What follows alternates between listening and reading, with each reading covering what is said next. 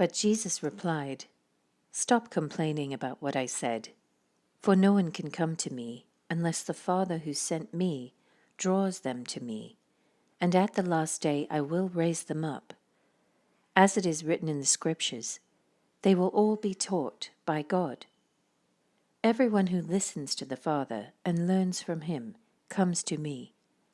Not that anyone has ever seen the Father, only I, who was sent from God, have seen him. I tell you the truth. Anyone who believes in me has eternal life. Yes, I am the bread of life. Your ancestors ate manna in the wilderness, but they all died. Anyone who eats the bread from heaven, however, will never die. I am the living bread that came down from heaven. Anyone who eats this bread will live forever. And this bread, which I will offer, so the world may live, is my flesh." Then the people began arguing with each other about what he meant.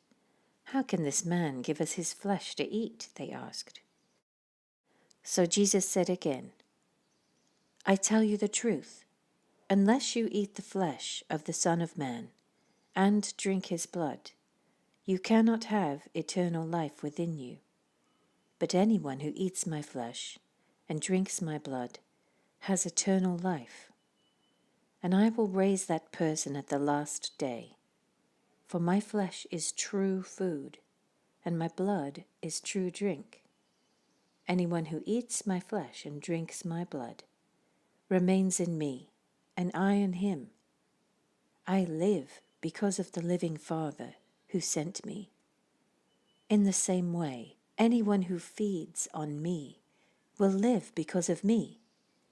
I am the true bread that came down from heaven. Anyone who eats this bread will not die as your ancestors did, even though they ate the manna, but will live forever." He said these things while he was teaching in the synagogue in Capernaum. Many of his disciples said, "This is very hard to understand. How can anyone accept it?" Jesus was aware that his disciples were complaining, so he said to them, "Does this offend you?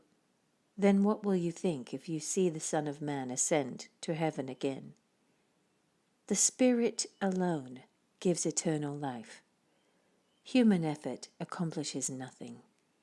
And the very words I have spoken to you are spirit and life. But some of you do not believe me." For Jesus knew from the beginning which ones didn't believe, and he knew who would betray him.